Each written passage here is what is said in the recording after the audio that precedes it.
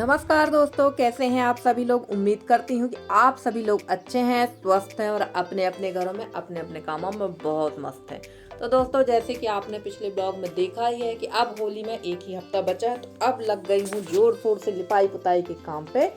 और ये जो ब्लॉग है, ये जो वीडियो है, ये तुरंत आपने सुबह की क्लीनिंग देखी थी रूम की, और जस्ट उसके बाद शाम टाइम मतलब 3-3:30 बजे के बाद मैंने ये वाला ब्लॉग स्टार्ट कर दिया था।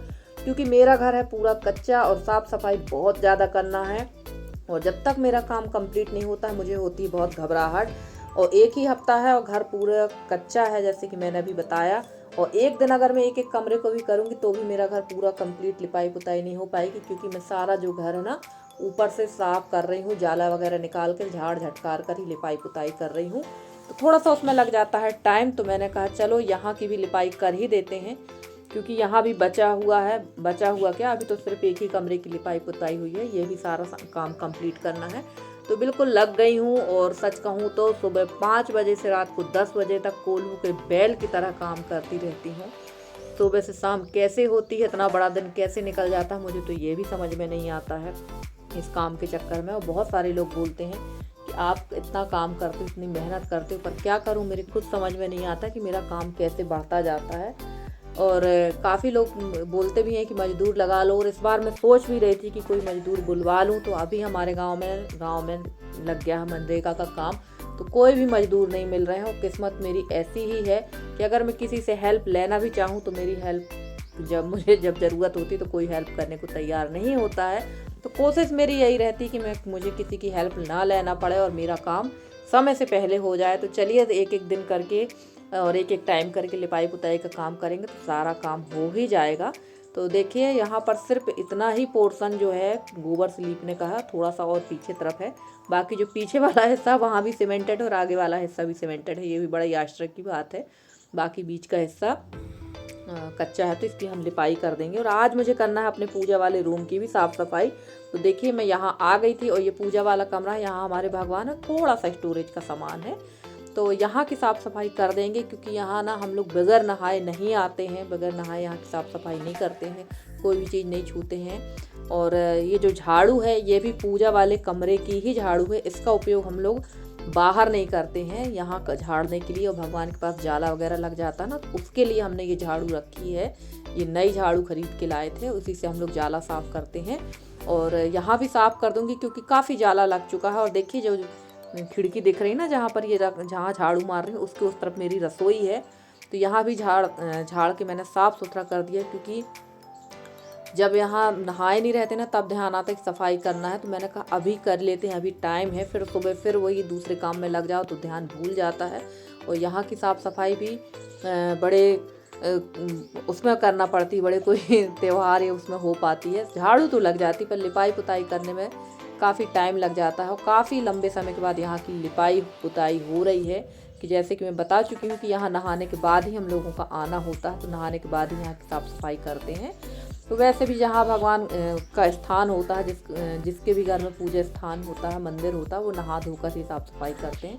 और देखिए इनके जो कपड़े हैं जिनमें जो आसन बिछी हुई है भगवान की, वो काफ़ी गंदे हैं, तो इनको मैं अभी नहीं निकालूंगी, इनको सुबह निकाल देंगे, नहा निकाल कर धोकर साफ़ कर देंगे। और भगवान के बर्तन भी धुलना है, काफ़ी दिन हो गए नहीं धुले हैं। तो इस समय मेरे पास छाछ वगैरह मठा वगैरह हो नहीं रहा, मैं तो मठा पे ही धोती हूँ, पर इनको धोना तो पड़ेगा ही क्योंकि काफ़ी समय हो गया है धुले नहीं हैं ये। और ठंड भी काफ़ी ज़्यादा पड़ रही थी, और काम की कमी तो मेरे पास रहती नहीं है। और हमारी छाया सिस्टर जी हैं जो दिल्ली से हैं, वो कह रही थी कि मेरा काम देख के उनको लगता है कि वो मेरे पास आ जाएं और मेरी कुछ हेल्प करें। तो बहुत बहुत धन्यवाद सिस्टर कि आप इतना कह रही हैं। जो पास में है वो तो ये सोचते नहीं हैं, आप उतनी दूर रह के मेरे लिए इतना सोच रही हैं, तो मैं आपकी बहुत आभारी हूँ, आपने इतना सोचा कम से कम। तो चलिए यहाँ की भी लिपाई हो गई है। और ये रूम बहुत ज़्यादा छोटा है, 8x6 का ही रूम है, ज़्यादा 6 का भी नहीं होगा, लगभग 5.5 और 8 का रूम होगा। 5.5 इसकी चौड़ाई है और 8 फीट इसकी लंबाई है, तो बहुत छोटा रूम है। ये पूजा के लिए ही बना था, जब मेरे सास ससुर ने जब ये घर बनवाया था तो ये जो कमरा था ये पूजा रूम ही था। यहाँ पर शुरू से पूजा होती थी, तो हम लोग यहाँ अभी भी भगवान का ही कमरा बना के रखे हैं।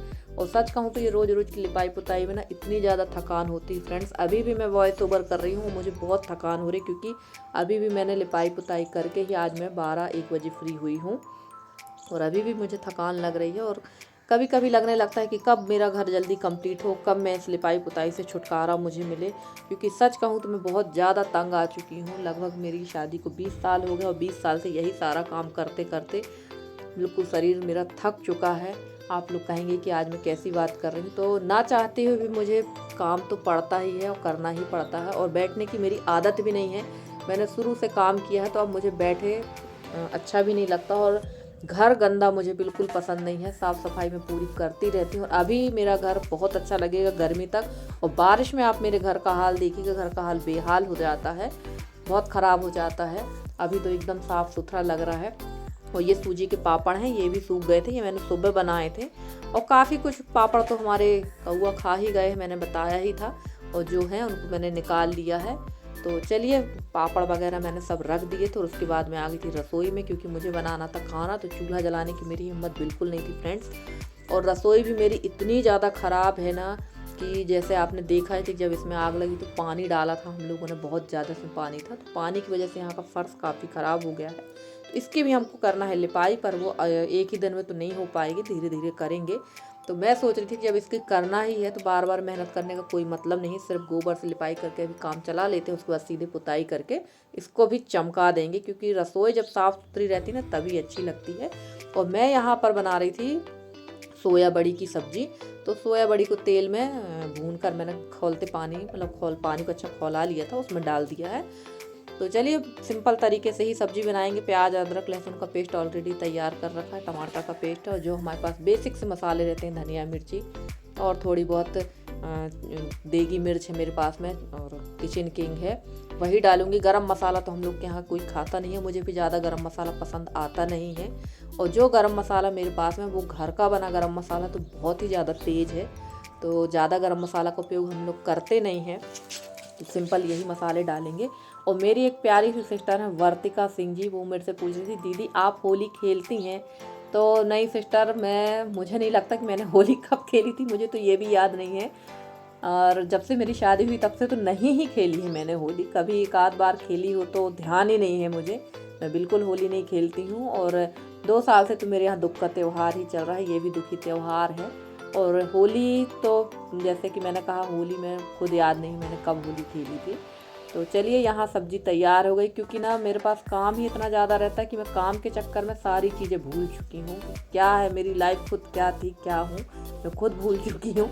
तो काम इतना ज़्यादा रहता ना कि अगर हम होली खेलने बैठ जाएंगे तो खाना पीना ये सारे काम कौन करेगा। और अब तो पूरी जवाबदारी ही घर पे आ चुकी है, पहले सास ससुर थे तो बात कुछ और थी, अब तो मैं अकेली ही हूँ। और फ्रेंड्स आप लोगों को मेरे वीडियो कैसे लगते हैं? अगर आप लोग को मेरे वीडियो पसंद आते हैं तो प्लीज़ मेरे वीडियो को लाइक करें, शेयर करें, मेरे चैनल को सब्सक्राइब करके। जिस तरह से आप लोग अपना सहयोग और स्नेह मेरे साथ बनाए हुए हैं, इसी तरह से आप लोग अपना सहयोग और स्नेह मेरे साथ बनाए रखें। मैं पूरी कोशिश करूंगी कि आप लोगों के लिए बहुत अच्छे से अच्छी वीडियो लेकर आती रहूं। और फ्रेंड्स आप लोगों का सहयोग मुझे बहुत ज़्यादा उसकी मुझे ज़रूरत है, तो आप लोग अपना सहयोग बनाए रखें। और देखिए सब्ज़ी देखने में जितनी अच्छी लग रही है ना, ये बनी भी उतनी स्वादिष्ट थी, बहुत अच्छी सब्ज़ी बनी थी। तो थोड़ा सा ग्रेवी ज़्यादा कर दूँगी, क्योंकि पकने में ये थोड़ा सा गाढ़ी हो जाएगी।